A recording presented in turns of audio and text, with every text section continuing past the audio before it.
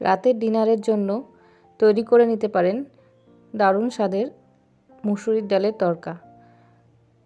তরকাটা আমি খুব কম উপকরণে আর খুব তাড়াতাড়ি তৈরি করে দেখিয়েছি। পুরো ভিডিওটা দেখবেন, আশা করি ভালো লাগবে। নমস্কার, আমি বান্টি। আমিষ ও নিরামিষ ইউটিউব চ্যানেলে সবাইকে জানাই অনেক অনেক স্বাগত।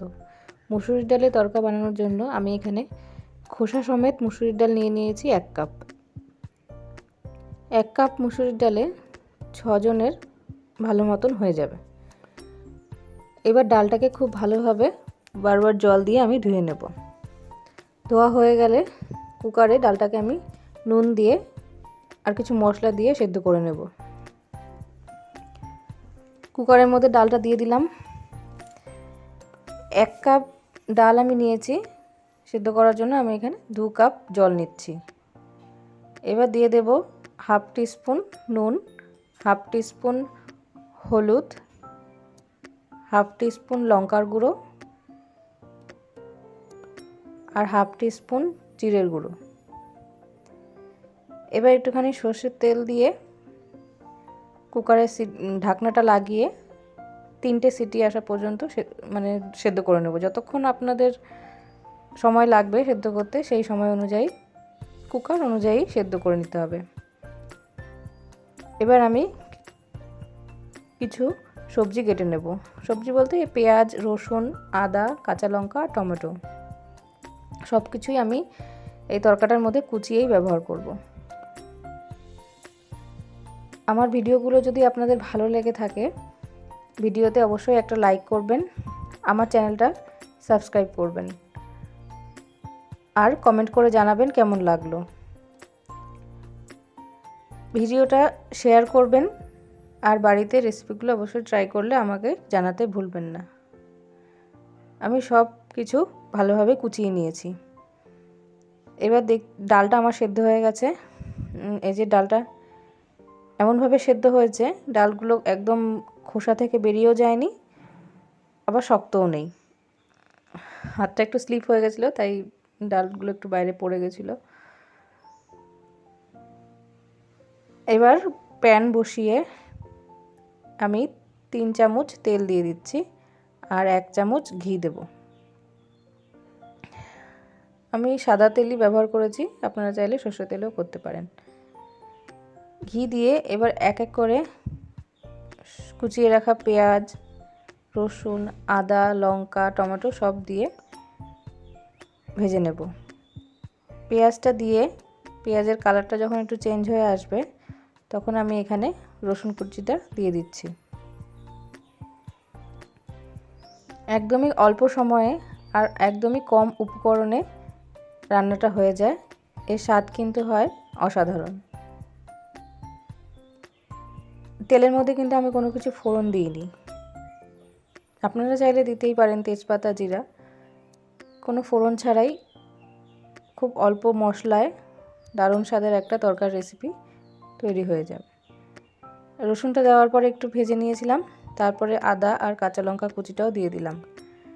এটা একটু ভাজা ভাজা হয়ে গেলে এর মধ্যে কুচিয়ে রাখা টমেটোটাও দিয়ে দেব।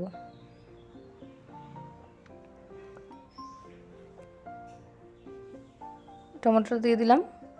এবার টমেটোটা দিয়ে ভালোভাবে ভেজে নেব। টমেটোটা যখন একটু নরম হয়ে আসবে, তখন এর মধ্যে দিয়ে দেব এক এক করে কিছু মশলা। খুব অল্প মশলাই আমি এখানে ব্যবহার করেছি। দিয়ে দিলাম হাফ টিস্পুন নুন, হাফ টিস্পুন হলুদ, হাফ টিস্পুন জিরের গুঁড়ো আর হাফ টিস্পুন ধনের গুঁড়ো। আমি যেহেতু এখানে কাঁচা লঙ্কাটা ব্যবহার করেছি ঝালের জন্য, তাই এখানে আর ঝাল লঙ্কার গুঁড়ো দিলাম না, কিন্তু একটু রঙের জন্য আমি এখানে কাশ্মীরি লঙ্কার গুঁড়ো ব্যবহার করব। তাই জন্য আমি হাফ টিস্পুন কাশ্মীরি লঙ্কার গুঁড়ো দিয়ে দিলাম। এবার মশলাটা খুব ভালোভাবে ভেজে নেব। একটু জল দিয়ে কষিয়ে নেব, তাহলে মশলাটা খুব ভালোভাবে একে অপরের সাথে মিশে যাবে। জল দিয়ে একটুখানি ভালোভাবে কষিয়ে নিচ্ছি। তারপরে কুকারে সেই সেদ্ধ হওয়া ডালটা এর মধ্যে ঢেলে দেব। ডালটা ঢালার পরে কুকারের মধ্যে আমি 1 বাটি জল গরম করতে বসিয়ে দেব। সেই জলটা, গরম জলটাই এখানে আবার ব্যবহার করব। এখানে গরম জল ব্যবহার করলেই ভালো হবে, ঠান্ডা জল কোনো মতে ব্যবহার না করাই ভালো। গরম জল ব্যবহার করলে তরকারির স্বাদ ভালো হয়। আমি এখানে 1 কাপ মতন গরম জল দিয়ে দিলাম। এবার এটাকে ঢাকা চাপা দিয়ে 3 মিনিট মতন ফুটতে দেব। ঢাকা দিয়ে দিলাম। 3 মিনিট পরে ফিরে এসেছি। আমাদের তরকা মোটামুটি রেডি হয়ে গেছে। এবার আমি একটা তরকা প্যানের মধ্যে একটা তরকা দেব। তার জন্য তরকা প্যানটা গরম করে নেব। এর মধ্যে দিয়ে দেব 1 টেবিল চামচ ঘি। ঘিটা একটু হালকা গরম হয়ে গেলে এর মধ্যে দিয়ে দেব 2টো শুকনো লঙ্কা, আর দেব হাফ টিস্পুন মতো জিরে। শুকনো লঙ্কা জিরে দিয়ে যখন খুব সুন্দর একটা গন্ধ বেরোবে তখন এর মধ্যে দিয়ে দেব 1 টিস্পুন রসুন কুচি। রসুন কুচিটা দিয়েও খুব ভালোভাবে ভেজে নেব। গ্যাসের ফ্লেমটা এই সময় কম করাই আছে, বেশি হাই গরম করলে রসুনগুলো পুড়ে যেতে পারে। এবার তরকাটার মধ্যে আমি এই তরকাটা দিয়ে দিলাম, রসুনের তরকাটা এর মধ্যে দিয়ে দিলাম। এবার একটু ভালোভাবে মিশিয়ে নেব। মিশিয়ে নেওয়ার পরে ঢাকনাটা আবার কিছুক্ষণ বন্ধ করে 1 মিনিট মতন বন্ধ করে রেখে দেবো, যাতে ফ্লেভারটা খুব ভালোভাবে তরকার মধ্যে ঢুকে যায়। 1 মিনিট পরে ঢাকনাটা খুললাম।